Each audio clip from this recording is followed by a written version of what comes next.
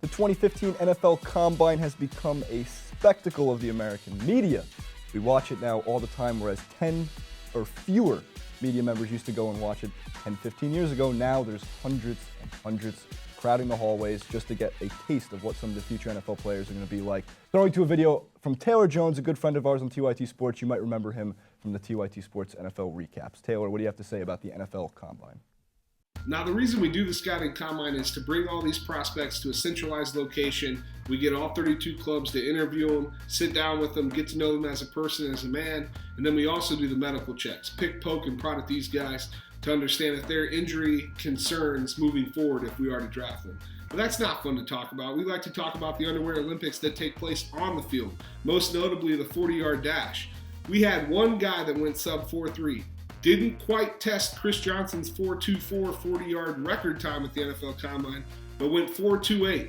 This kid's J.J. Nelson from UAB, a wide receiver, but he weighs 156 pounds. I weighed 152 pounds in 7th grade playing Pop Warner football at linebacker. I was a linebacker, 7th grade, 4 pounds lighter than this guy that's trying to be an NFL wide receiver. That seems crazy to me. On the flip side of that, we had the slowest times. An Oklahoma offensive lineman ran a 5.74. But most interestingly, Danny Shelton, he is a top-notch elite prospect, a defensive tackle from Washington. He ran a 5.64, but he looked phenomenal on the field. So that tells you that the 40-yard time doesn't necessarily tell the whole picture. Then we went into the jumping phases of these events, the vertical, the broad jump. There were some astounding numbers that took place here. We had Chris Conley, a wide receiver from Georgia. He set the record, the NFL Combine record, for 45 inches. And then Byron Jones, a defensive back from UConn, just a half inch shorter than that at 44.5. You guys, anything over 40 is flat out explosive. These guys wake up jumping out of the gym. Now, Byron Jones, his day wasn't over. He turned around and did a broad jump that was 12 foot 3 inches. To put that into perspective, the Olympic record, 12 foot 2 inches. This guy went an inch further than the Olympic world record in the broad jump. To further paint a better picture of what that means, the front of the rim on a basketball court to the free throw line, 160 inches away. This guy did 143 inches flat-footed. That means he could almost jump from the free throw line to the front of the rim off of a flat, base-footed jump. That's crazy to me. Then we had a guy put up 37 reps of 225 pounds in the bench press. That's impressive. I'm not going to say that's not impressive, but we had Stephen Paya a couple years ago put up 49, just to give you an idea. On the flip side of that, 2 guys put up 7 reps. Probably better than I could do right now, but 7 reps. Let's try to get into the double digits, folks. Well, that's great because I can put up 0 reps of 225 pounds. I've never felt worse about myself physically than I do right now. That's unbelievable. So guys, welcome to the Rundown, by the way. We're joined by Tracy Sandler, Justin Moser, and David Katz. I'm Jason Rubin, and we're going to discuss how the NFL Combine has become one of the most watched and noted off-season. It's as big as the draft nowadays, whereas almost 10, 15 years ago, it wasn't anything. Nobody went to see this. You'd read the report card later on in the day, and that was it. So our first question, Tracy, we'd love to hear from you. Overall, which one of these tests do you find the most impressive when it comes to these physical attributes? The most impressive, I think, is the vertical jump. I don't know how good a football player it indicates you're going to be, but it is very impressive to me that a man can jump 45 inches into the air. It's incredible. Right, it's truly fascinating. And the broad jump, some guy going Space Jam, Michael Jordan, from the free throw line to the rim, he set the Olympic world record. If it wasn't the Olympics, obviously, with that pressure, but still.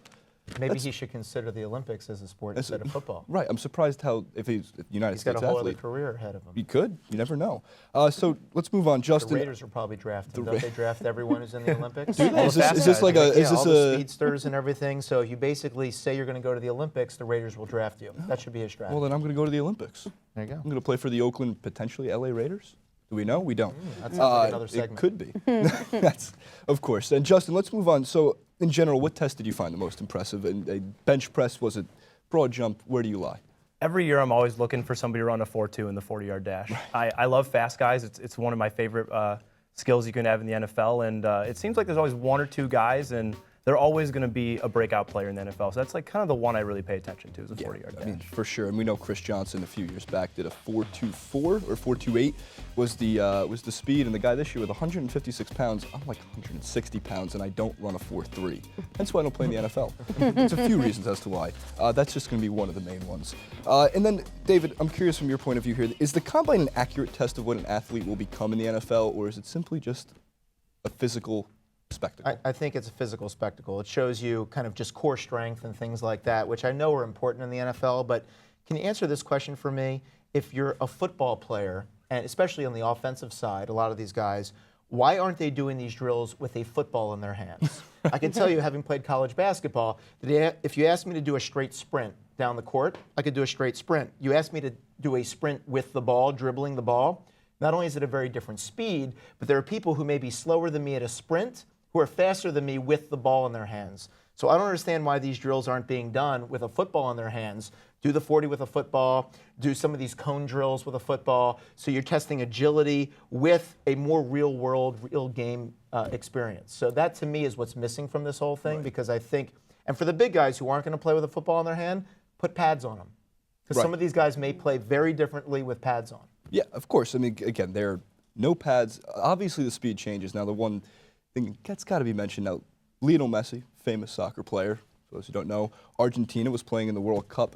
One of his ex-coaches came out and said that he is the only player in the world, and this might be just related to soccer, but he was faster with a ball than without one, which is just so unbelievably impressive. So in terms of these physical attributes, I mean, these NFL athletes are just, it's unbelievable what you see and what they can do. In terms of how it translates to the NFL, Tom Brady had one of the worst combines in combine history. He turned out okay. A few Super Bowls later, and he's now considered one of the greatest of all time in the NFL. So when it comes to the accuracy of these tests, who knows? But in terms of watching them, do you guys find enjoyment from watching these? Do you think that moving forward, the NFL Combine is going to get bigger and bigger, or is this just a fad of the last few years? You know, one thing I'll say about Tom Brady, though, is although his NFL career is incredible, it did probably impact his draft position, and that really did show.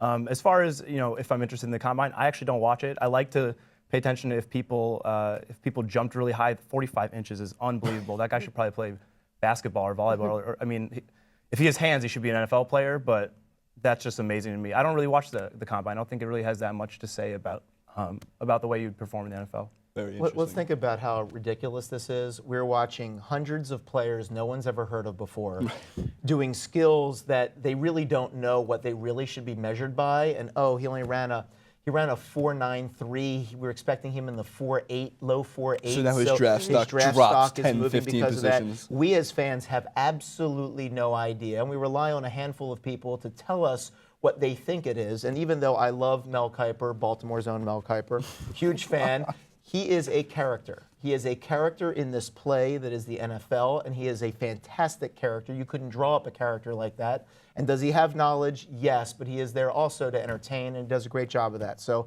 let's call it what it is. This is entertainment, and at the end of the day, when they give you an analysis of a score of A through F based on how the draft works, I guess the Seahawks got a horribly low score a few years ago, and that worked out pretty well for them now. So do we really know anything from this? Not really. No. But I think what's interesting, a couple of things that are interesting for the teams, sometimes the Combine gives them an opportunity to look at a player in the drills and say, I'm going to go back and look at that guy's film again. That might be worth a second look. And I think for the teams, that's a very important thing. I also think this year, what's really important is the teams brought psychologists there to talk to players who've had off-the-field issues to help them not make maybe the mistakes the Cleveland Browns have made and many other teams have made. And I think that's a real interesting component of the Combine that's going to be bigger and bigger as years go on. I think you bring up a great point. I mean, to me, the one part that is not televised are the interviews. The interviews are by far, in my opinion, the most important and most interesting part of this. We interviewed Benjamin Watson of the Patriots and of the Browns about his whole status when he went through the process, and he was asked crazy questions. To me, the world's best reality show not being televised would be the interviews during the Combine process.